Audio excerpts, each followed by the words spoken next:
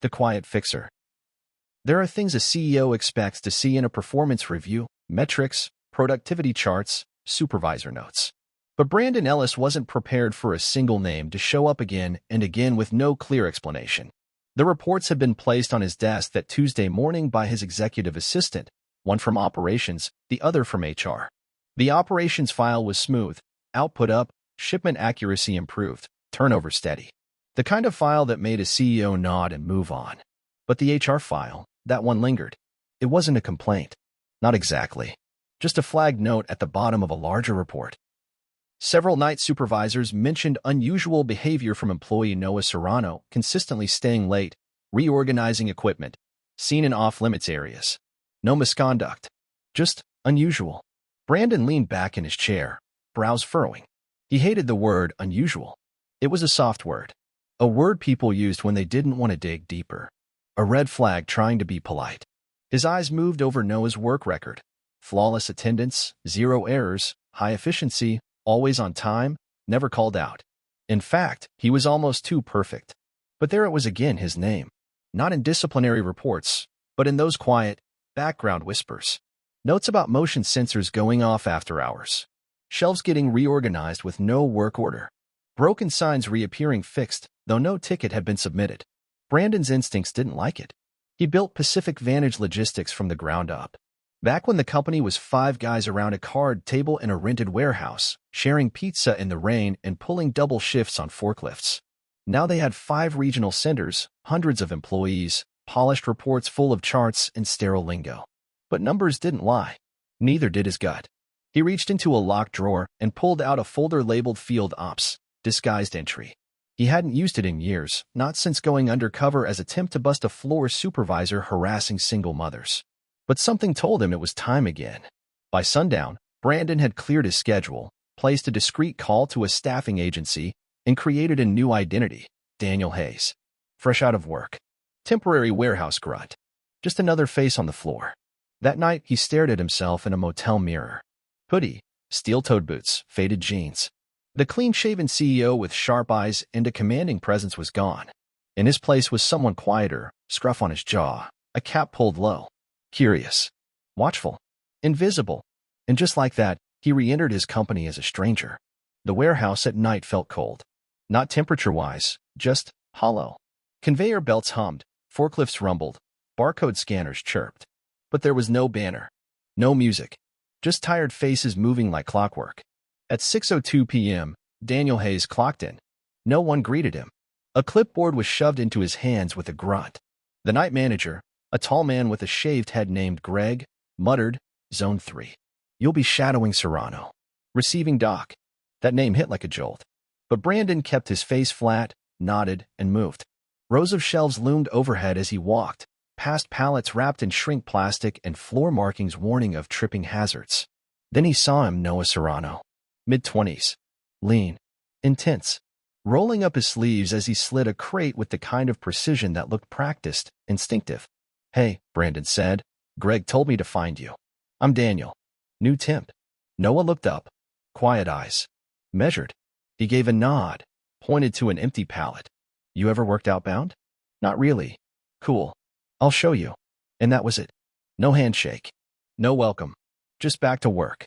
Noah was fast, but not careless. He taught as he moved. How to scan, how to balance weight, how to check seals on packages without damaging the boxes.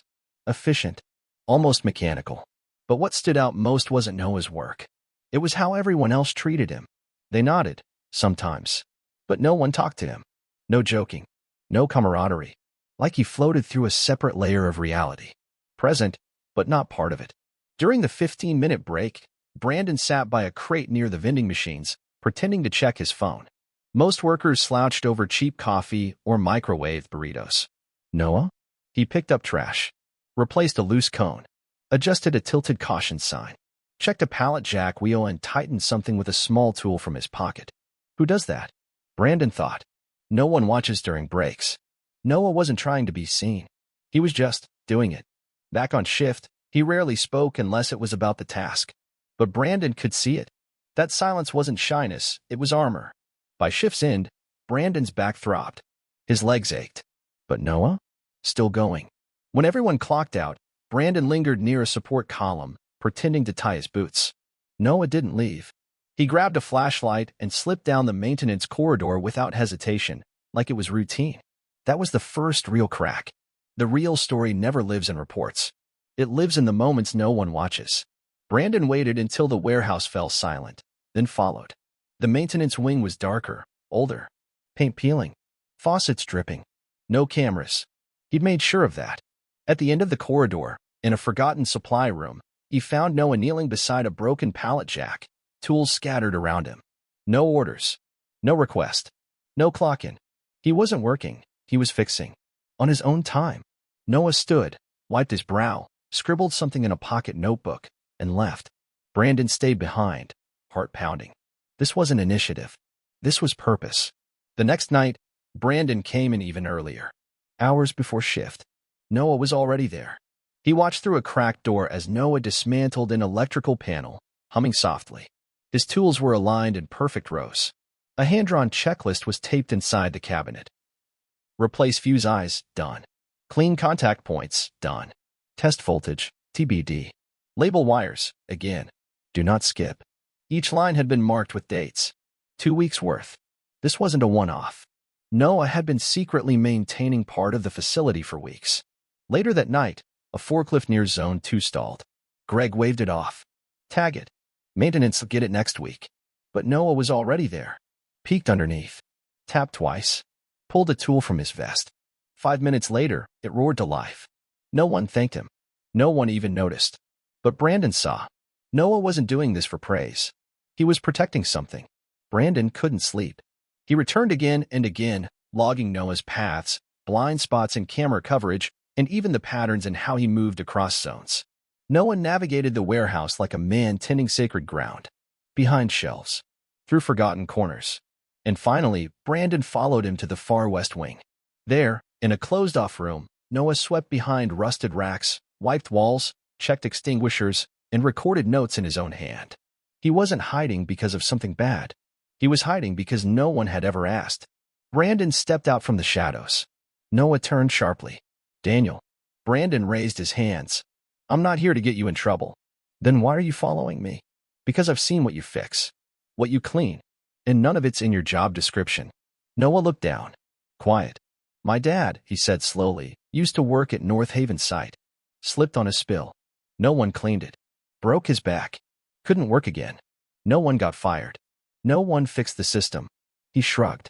If I can stop one thing from going wrong, I sleep better. That's it. Brandon felt something in his chest crack. Noah didn't want recognition. He wanted safety. For others. The next night, after shift, Noah led Brandon to a hidden door near the old maintenance bay. Inside, binders labeled by month. A handmade map of the warehouse with red hazard dots. Checklists. Logs. Everything the actual safety department missed. Brandon stood in the middle of the room, awestruck. This, he whispered, is what leadership missed. By the next morning, Brandon was back at HQ. No disguise. He pulled every report tied to Noah's warehouse. What he found stunned him: unreported incidents, near misses brushed off, and Noah's name nowhere in any recognition database. The next evening, Brandon returned to the warehouse, this time in a blazer, no hoodie, no alias. He called a meeting. Everyone, temps, leads, forklift drivers, gathered near the dock. You knew me as Daniel, he began. I'm Brandon Ellis. CEO. I went undercover because something didn't sit right. He turned to Noah. This man built an underground safety network. He kept you safe when our system failed. Stunned silence. Starting today, Noah Serrano is your new senior safety coordinator. His system becomes our system. Across all regions. Applause erupted. Real. Raw. Noah didn't smile. Just nodded. Quiet as always. But that night, for the first time, he wasn't invisible. He was seen. Weeks passed. The warehouse changed. New policies. Blind spots fixed. Quiet recognition culture rising. And at the heart of it, Noah. Training others. Teaching integrity not through words, but example. 3 months later, Brandon visited again. Calm buzz in the air. People smiling. Clean floors. Fewer accidents. Noah stood by Dock 5, clipboard in hand, sleeves rolled up, walking a trainee through protocol. Brandon approached with an envelope. Inside, a simple note. Thank you for doing the right thing. even when no one was watching. And a key. To your new office, Brandon said. Director of Field Safety Operations. If you want it. Noah turned the key in his hand. Thoughtful. Silent. I'll think about it, he said. Brandon nodded. As long as you keep making us better.